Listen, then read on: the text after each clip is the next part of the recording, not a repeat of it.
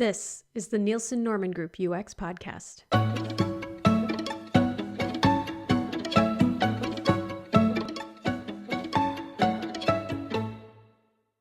I'm Therese Fessenden. Over the past few episodes, we've been interviewing members of our UX Master Certified community to learn how they're applying key UX principles in their work. Today, we're featuring an interview we had with Dr. John Pagonis. John is a principal qualitative and quantitative researcher at Zanshin Labs in London. He was one of the first to achieve a UX Master certification with us, but has also given a number of talks on the importance of measuring and benchmarking UX work.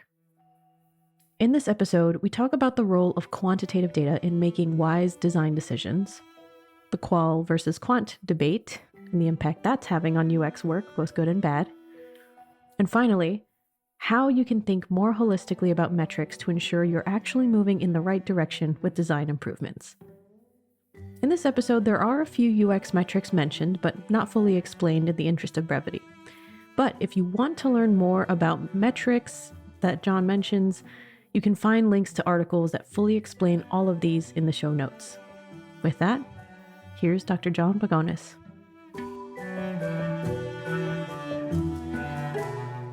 So John, welcome to our podcast. Excited to have you here. Excited to get to know you a little bit more, learn about how you got here, and learn a bit more about what you've been doing lately. How are you doing? I'm happy to be here.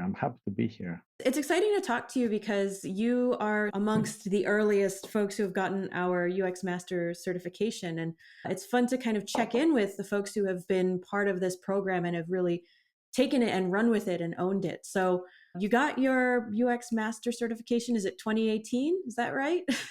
Yes, actually, I think, number 198 of the people that got the master certification. And since then, I've been working, as I used to do actually before that, in mostly enterprise environments, some startups as well, but mostly enterprise environments. Big companies with thousands of people that have a lot of big systems that don't talk to each other. And serving a lot of people internally and serving a lot of people externally. So I've been working with them mostly, as well as some startups. The whole point of integrating UX research is that of introducing and transforming the organization so that they can actually make use of the evidence that we provide in UX research so that we can improve the product and people's lives. I've been doing that, and I've also been measuring or helping people or organizations measuring the user experience as well. And UX metrics, or UX measurement, if you like, helps organization make decisions and improve. And that's important for us practitioners and for the organization itself. It helps direct the product, prove the ROI of UX, and a lot of practitioners inside organizations want that. And also helps improve the team and the product, and of course, the life of users. So a lot of the organization and teams I've worked for wanted to figure out if they're doing a good job and how can they improve. So for example, when introducing UX measurement, I ask a few questions. It's a transformation project always. So I start with questions. And some of the questions I ask is, how good or bad is our work? Think about sports. I mean, you have to measure how fast you run, how much you lift, so you can improve it. Yeah. Have we done our job well enough? That's another important question to ask in a big organization, because there are a lot of teams that seek budget and allocation of budget. So you have to prove how good of a job you're doing, and you can do that by measuring UX. How do you compare against another system? Let's say your team is building System X. How do you compare against another team? And if you can prove it, then how can we find information or evidence to actually decide where to pay attention? So these are the fundamental questions I ask, which are not easy to answer. Yeah, it's like easy in theory, right? Yes, exactly. So for so many teams, it's easy to ask these questions. And actually, higher management do ask that. They don't expect just a UXer to come in and ask these questions. They ask these questions, which are fundamental, but they're not easy to answer. And I think I have ideas about why. Back in the late 20s, beginning of 21, I had some time off because we had a new child. So I decided enough with nappies, I need to do something. So as a researcher, what do? You do research. So I started conducting research, qualitative research back then, with practitioners around the world. I believe there were 30 or 31 practitioners or something, where I was investigating their process or their perceived process, if you like, of how they work with other members and other teams in the organization, et cetera, et cetera. And one of the things I discovered or I got ideas about it is the fact that so many people, so many times, do not close the loop. That's what the research indicated. And I explain in a moment what closing the loop means. And therefore, they cannot justify their existence and ask for budget in the organization. So many times they give up and quit. And by closing the loop, I mean, we do UX work, research, design, we develop it, we deliver it, it goes out to users. And then what? There is no feedback mechanism to tell us if we've done a good job, how good our job is, if we're moving towards direction, what should we do next? Have we improved the user journeys? The loop stays open. I mean, I had this indication before conducting the research, but it seems that so many teams do not have a disciplined feedback mechanism. And therefore, so many times they get challenged and they have no answers. So I ask questions, it's my job to ask questions. Doesn't mean I have the answers, but I ask the questions. Yeah, absolutely. And that's, I think, the most important first step. And also just the awareness of the questions is important, right? Because I think, to your point, there is a lot of interest in research and what customers are doing. What are they interested in doing? What are some of the goals we have? And I often see one of two mistakes. The first mistake being not taking a pulse of what's currently happening, right? To check, have we actually gotten better? Have we gotten worse? Right? They're just sort of like a blanket. Here's the metrics we have. It's just like you're kind of picking through the toy basket and you're like, this is what we have. And not necessarily picking specific ones or tracking them over time. So that's one issue, right? Where we're not really being specific about the pulse that we're taking before versus after.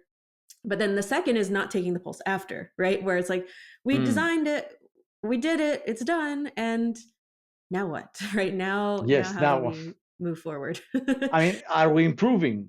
Where should we focus next? Fundamental questions that product management actually asks. And I mean, the service UX research brings to product management is that of helping them make informed and hopefully good decisions.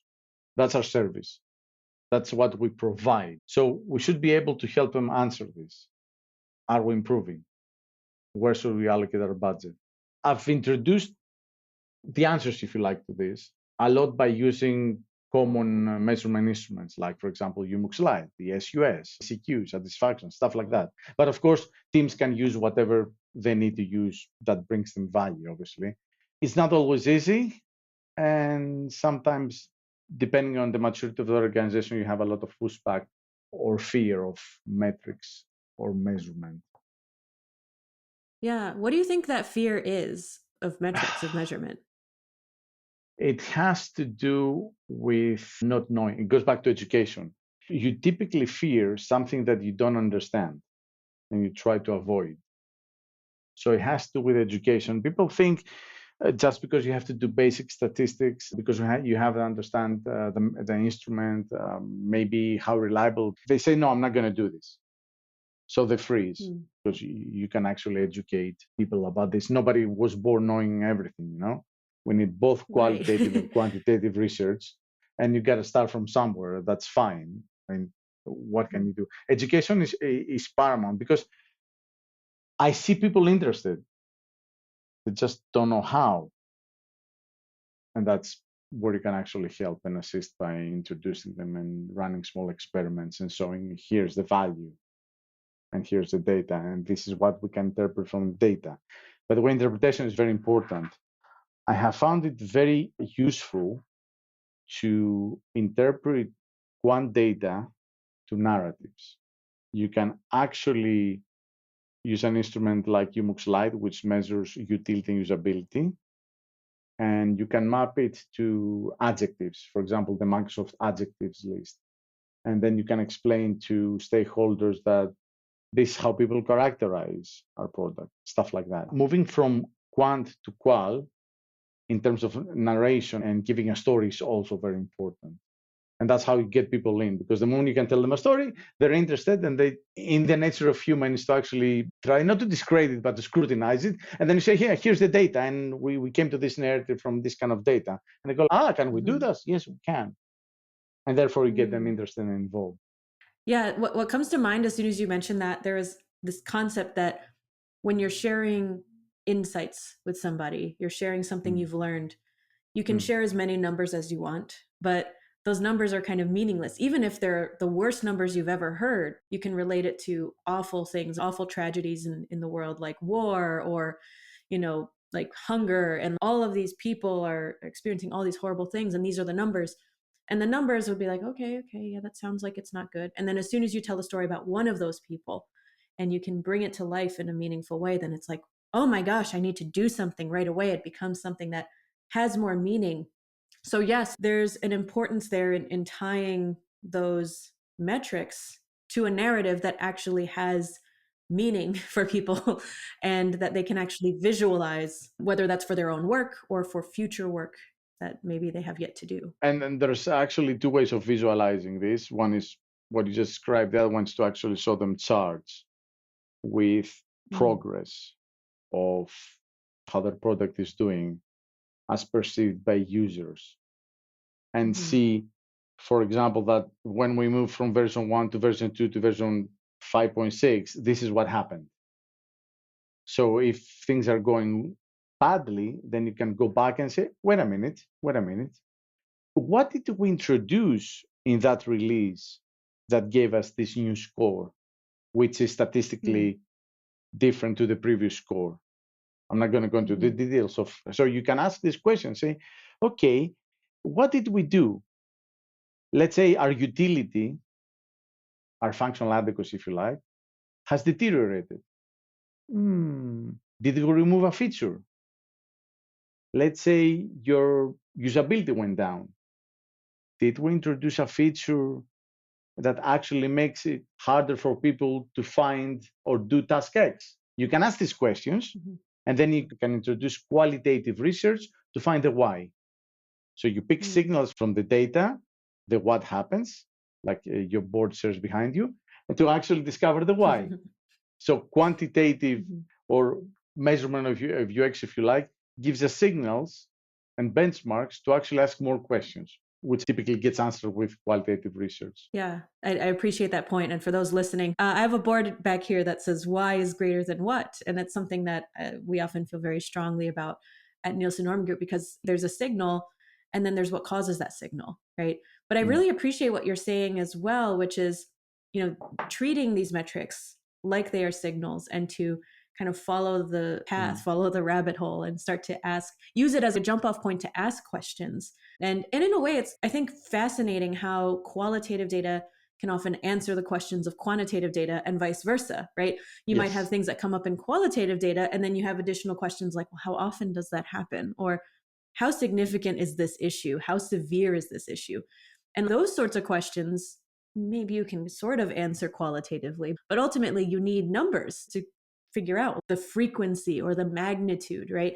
So in a way, fearing those numbers is sort of fearing the answers to questions, and maybe reframing it as, well, we don't necessarily need perfect answers, but it helps to have some answers, maybe even some additional questions as part of it. As always, yes. Right, absolutely. And I guess the other thing that is interesting too, like on the one hand, we're creating new knowledge, right? And so you kind of have to have an appetite for ambiguity, or at least operating in ambiguity for a little bit. Ambiguity? No. What's ambiguity? What's that? No way. Yes. Right. There's a lot of living in this gray space while we wait for answers or while we look for answers. Right. And that can often be an uncomfortable place to be. I say this myself. It's an awful experience when you're there and you're like, I wish I knew the answer here. And I have hints of an answer, but we kind of need to do a bit more analysis. We need to dive really deeply. Now, I'm wondering, as far as the work that you've done with other organizations, you've mentioned a few different types of metrics people can use. How do you think people are currently applying these metrics versus how ideally they should be applied? Do you think things are looking good, or are things looking a little bit like they could be better? I do think, and I have observed, and you can see this in all corporate dashboards or startup dashboards, that people are generally interested in UX measurement. When applied right, I've seen people staring at revelations, whether good or bad. Mm-hmm. So they're generally interested. That's the positive part of my answer. However, I have observed low maturity. And what do I mean by that? So many times, metrics or measurement instruments, if you like, are applied the wrong way. There's no good understanding of how to use the instruments, what they are about, and how to deduce what you need to do from the data you get. So there's low maturity in terms of understanding the measurement instrument, where and how to apply it, and how to interpret it. The problem with that is that people think it's magic and they need a consultant like myself to help them. The reality is that, yes, please do call me, but it's not hard with a bit of education. It is not hard. I mean, you can actually do a lot of good in your organization and in your team by actually doing well a bit of UX measurement for the reasons I actually discussed earlier. So I observed that as well, low maturity. Lately, I've been seeing a lot of, how may I say this, UX influencers, thought leaders, publish a lot of negative things about UX measurement and quant UX in general, which likely is negatively impacting the community and therefore helping people close the loop, because we need to close the loop. On top of that, there is the debate between qual versus quant, which is naive, at least, because you need both, obviously. So, yeah, I guess these are the main observations. When you see teams using quant and qual research, it is more likely that they're more mature than organizations that just use qualitative research. That's another observation about how they're applied. And they're definitely more mature than organizations that only use quant. Shall I repeat that? Because a lot of people avoid contact with humans by actually doing only quant UX and actually don't do the right thing anyway. So that's another observation. A lot of people think that just by sending a survey out or doing a bit of measurement online, you're doing UX research. No, you're not. And probably your maturity is low. But that's my very biased, opinionated view of the world. I think you're onto something, though, with that, especially when it comes to what you just mentioned, right?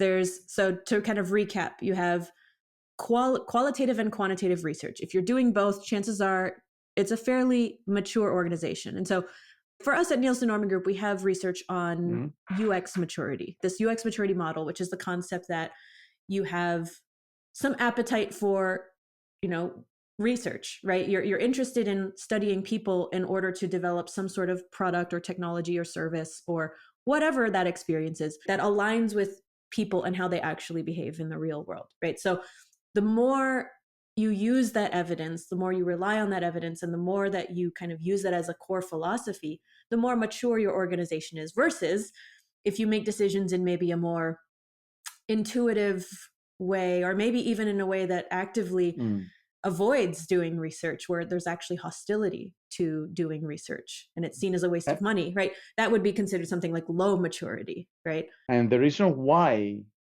there is low maturity and resistance is because if you only do data and you torture the data enough, they will tell you whatever you want to hear. So if you only have data, you can massage the data, transform the data to tell you exactly what you need to hear. But if you have videos of people using the product and failing, then what do? It's a big difference there, yeah? It's funny. So yeah, when thinking about the use of the data, right? So if the most mature organizations are using qualitative and quantitative data, they're using both.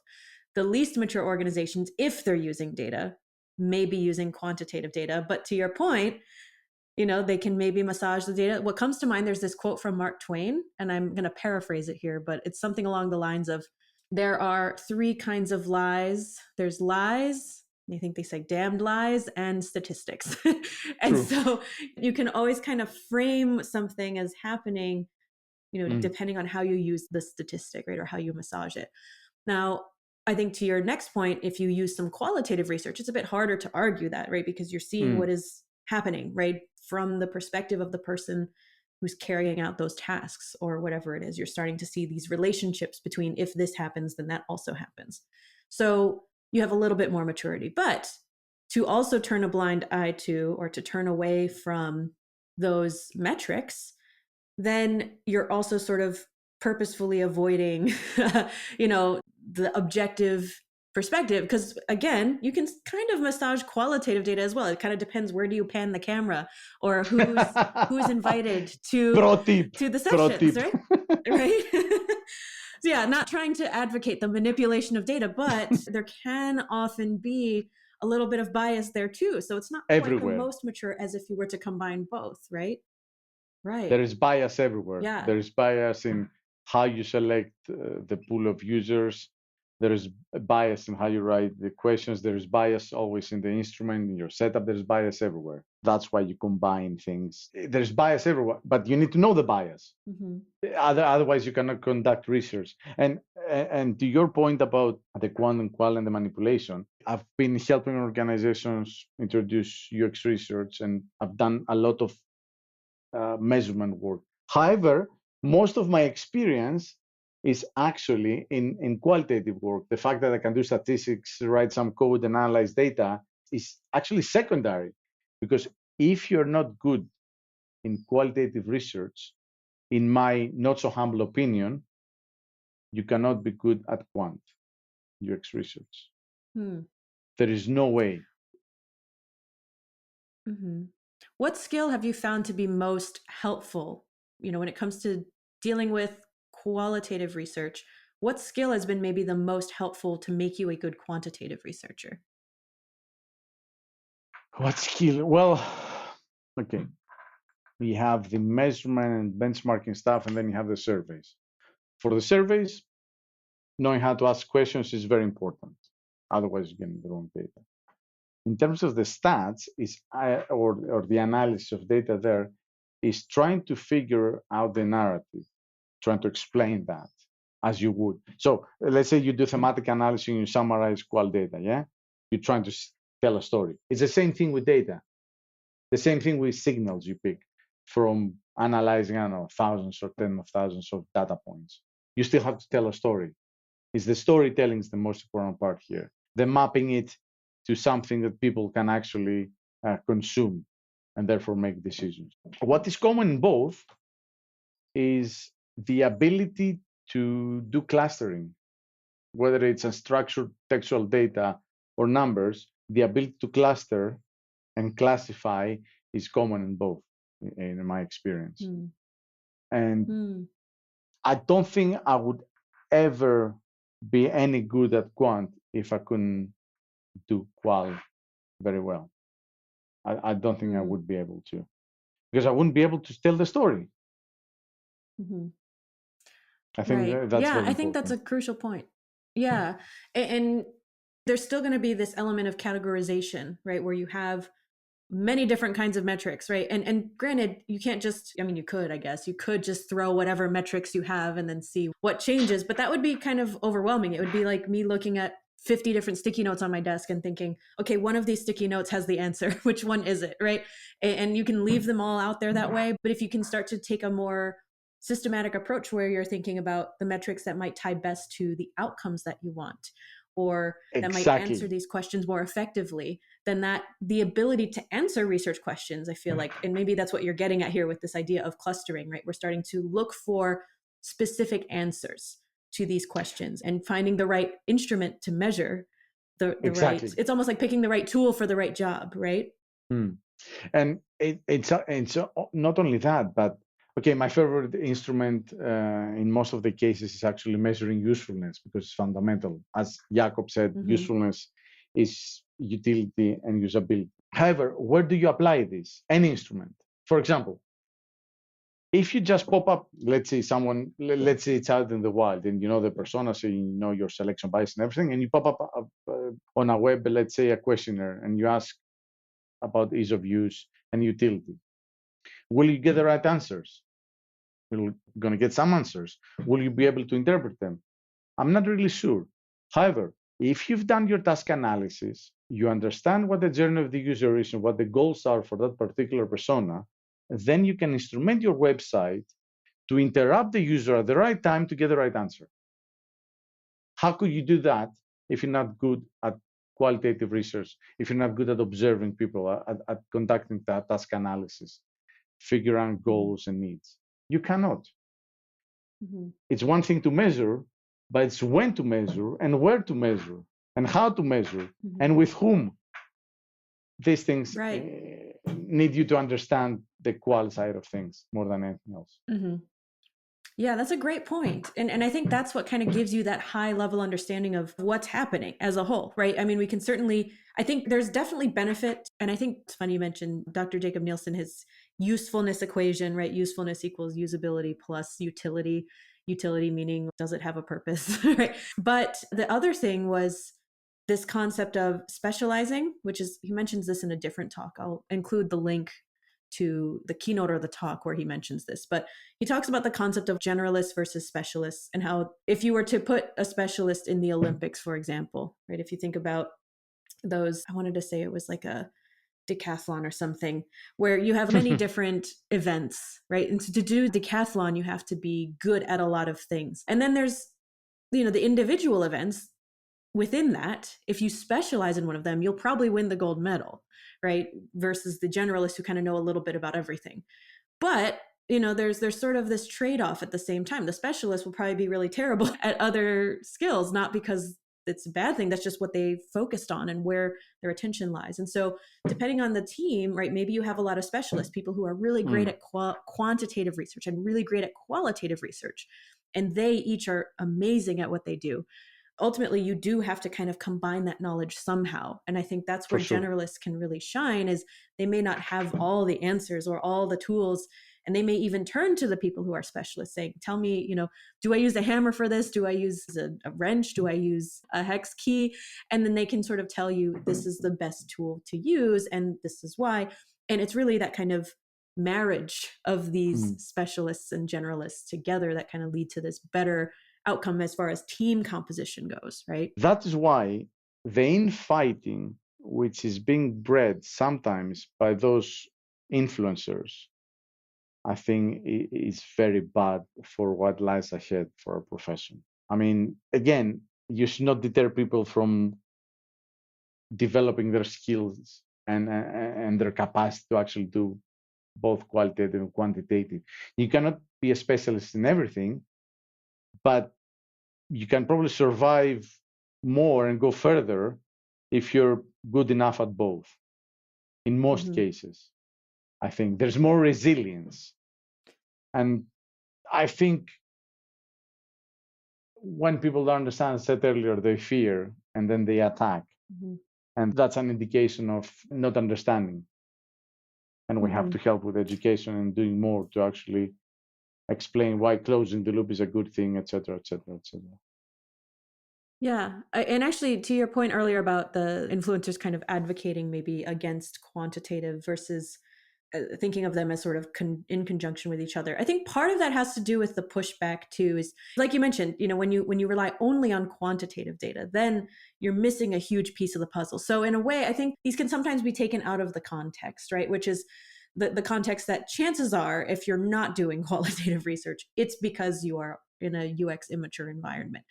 But it can be harmful. It's almost like taking coaching advice, right? I can get coaching advice from anybody, but if I get the coaching advice for somebody who's in a very different stage of life or whatever versus my team or me personally, then I might be applying the wrong prescription, right? Or the wrong antidote exactly, for the problem. And so when thinking about more mature organizations, maybe the appetite for quantitative data is actually a good thing, because that's going to help you get even further in your UX maturity than you may already be. So I think there's definitely something like a nugget of truth, perhaps, but maybe for a specific audience. And that's often taken out of context, right? You can see and you can introduce both qual and quant at the same time, and therefore accelerate the maturity of a team or organization. If you do the basics right, you can move further for longer by just doing the basics. So it's not like you cannot have both if your maturity is low and you're trying to improve. Recognize that you have low maturity and you can actually improve in both attributes at the same time if you have low maturity, as long as you understand that, of course. And that's the context. We understand that we are here, we need to go over there. What can we do? Actually, we can do both. Right. And I think that's a really important point, that you don't have to choose, right? You don't have to choose between these two. They can be proficiencies or competencies that you improve, just like you might improve, I don't know, speaking skills. It's not like if I choose to improve speaking skills, then suddenly I'm giving up on visual design skills, right? It's just a different competency. It's a different way of allocating your time and your energy. So, and actually it compounds. It compounds exponentially. How does it compound, or how do they enhance each other? So if you know both, if you understand and practice both qual and quant research, the benefits are exponential. They're not linear. You don't just do more and get more. You do more and you get much, much more and much, much more. Because, for example, you close the loop. If you have a feedback mechanism, then you can amplify something, systems control theory. You need a feedback mechanism to amplify what you're doing. So you amplify. You did something, let's say you did quality research, therefore you figure out that you design the system in this way, you designed it, you benchmarked it, or you just let it out there in the wild, you measured it, and then you found that, oh, you missed something, then therefore you do more quality research, and then you improve it more and more and more. Yeah. And then not only that, that's internal to the team. Now, more amplification. Hey, boss, we're doing this well, and our users tell us this and so on. Oh, excellent, guys. Continue doing this. You have my trust, assuming, or you always have my trust. But anyway, continue down this road. Oh, how about we do this extra? Oh, we need more budget. How are we going to get more budget? Oh, we're doing well and we can prove it. Oh, we can prove it. Let me go ask for more budget. More budget. Oh, let's do more good work. And you help everyone in the organization. You help the product, you help the user, everyone's life is better. That's amplification. Got it. Yeah. So basically it's a feedback mechanism, not only for the immediate team, but it serves as, like you're saying, amplification measure for the team to get more resources, to help other teams to kind of expand the influence of the work that's being done. Yeah. What also comes to mind too, and I think kind of speaks to the importance of your choice in instruments, right? Is I think you mentioned measuring the right, how do you know when to measure, what to measure? Obviously, we have lots of classes for that, and we're certainly not going to make this an academic lecture here. But I do think it's worth mentioning, and I was just doing a course with a client yesterday related to measuring the impact of work or proposing certain things. How do you benchmark? And what comes to mind for me is you have things like outcome metrics, perception metrics, and descriptive metrics. And these are all really helpful to think about, because if you measure only one thing, then you're technically only changing one thing, right? So let's just say we're improving outcomes, or actually the example I often like to rely on is one about descriptive metrics. So something descriptive like, how long does it take someone to do a task? Right? That's something we can observe. We can literally set a timer and see it. And then if we measure that time and we say, okay, well, we want to incentivize our ability to decrease that time on task. So it could be something even like a phone call that someone makes to a call center, right? We want to decrease the call time. And so we might say, okay, call center employees, we're going to give you a bonus. We're going to incentivize this, see if you can decrease call time. Now, the intended outcome might be that people get their calls resolved more quickly, but because it's the time that we're incentivizing, it may actually not improve the resolution rate, right? It might actually make it worse, Exactly. because now people are like, I'm gonna transfer you now. Please hold, right? Short call time, but no good resolution. That I think we're getting a different discussion here. But for example, it's a silly example, but to get the point across. How long people stay on a page, on a web page? I know it's silly, yeah? Oh, we have huge engagement. People stay on our page a lot of time. Well, yeah, but is this good or bad? This is because they didn't find what they're looking for. Just improve one metric needs to have a counterbalance, typically, to figure out if you're moving towards the right direction. Right. And okay, that's right. System level thinking and improvement, but that's one of the main things you need to do as you advance down that path. Right. And that's why I always start with usefulness, because it's so fundamental. If you improve usability and utility, you will improve the whole thing. That's the first one to introduce. Right. And I think those are, again, they're not easy questions to answer, but they're important. They're fundamental ones, right? So in a way, when you think about usability and utility, there's two parts. There's the perception, right? How useful is it? Is it something that people want to use? Okay, that's one thing. Do I want to pay taxes? Right? No, but I have to, right? So then you kind of have to counterbalance. It's like there are going to be certain goals, certain perceptions, certain things where you may want to improve perception, but it may be more practical or beneficial to improve something like maybe the descriptive or outcome-based metrics, right? And so you can kind of use these like levers, right, as ways to kind of ensure that you're working toward whatever good means in your context, right? If you try to over-optimize for one thing, let's say you have a car and you build the best engine in the car, the fastest engine, and it becomes so powerful that you cannot steer it, therefore you crash. Wouldn't it be better if you have designed the whole car so that it doesn't have the fastest engine, but it turns? So you can, take a fast turn, or it can actually brake. It's important. Over-optimizing only one part of the chain of the system, it's going to make the system break. I appreciate the metaphor, because that metaphor I feel like really resonates in the sense that often when we're designing something, right, whether we are the designer or we're the researcher, I use the term we design, loosely. But as a team, we are making things, and we might have different KPIs or key performance indicators, like you were saying. And depending on how we talk through those and who sets them, and maybe we're not in charge of setting them, but maybe we can help to make sure that we're moving in the right direction as intended, right?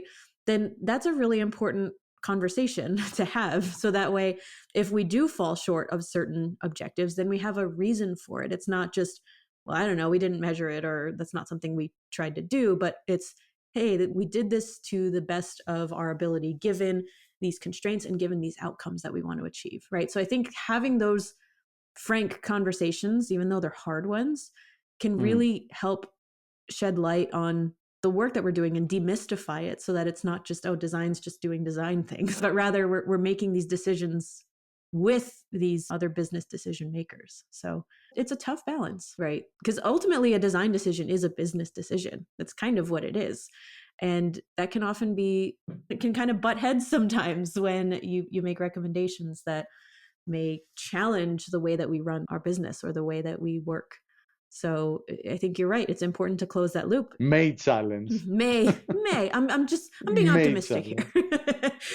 Absolutely. And I think that that's a great place to kind of wrap up and kind of give people food for thought as far as, what they're going to do next to transform their organization. So trust, I agree. Trust is absolutely paramount to doing any of the work we do. And also giving people a chance to participate in that trust as well. I think there can often be a bit of isolation in the research work we do, because either no one's interested, or like, I'll just do it to be a good citizen to my team. But sometimes just doing it ultimately keeps people out and doesn't give people the chance to, as my colleague Tanner Kohler often puts it, put their fingerprints on it, right? And when people put their fingerprints on something, they feel more invested, they feel more engaged, more interested in what ultimately happens. So while we can certainly offset the work, I think there's a way to build relationships by giving people a chance to look at it and have a say. And over-communicate it. I cannot stress this enough. You have to be patient, you have to be transparent, and over-communicate the research that happens. You need to run experiments. communicate the results of the experiments, and be really, really, really patient because you're going to challenge people. And obviously, don't be heroes, because sometimes people just don't want to listen. You cannot save the world. Life's too short. Move on. Yeah, that's my other advice. Yeah, pick your battles. Yeah, pick your battles and be patient. I think that's a really good way to look at it. And close the loop. Do not forget that. And close the loop. Don't forget to close the loop. That was Dr. John Pagonis. You can find links to his LinkedIn in the show notes. By the way, there are plenty of quantitative research and metrics-related resources all available for free at our website. And if you want to stay up to date on the latest articles that we publish, we do have a weekly email newsletter. So sign up for that and you'll learn about all of our articles, videos, and upcoming online courses. You can find everything I just mentioned at www.nngroup.com. And of course, if you enjoy this show in particular, please follow or subscribe on the podcast platform of your choice. This show is hosted and produced by me, Therese Fessenden. All editing and post-production is by Jonas Zellner. Music is by Tiny Music and Dresden the Flamingo. That's it for today's show. Until next time, remember, keep it simple.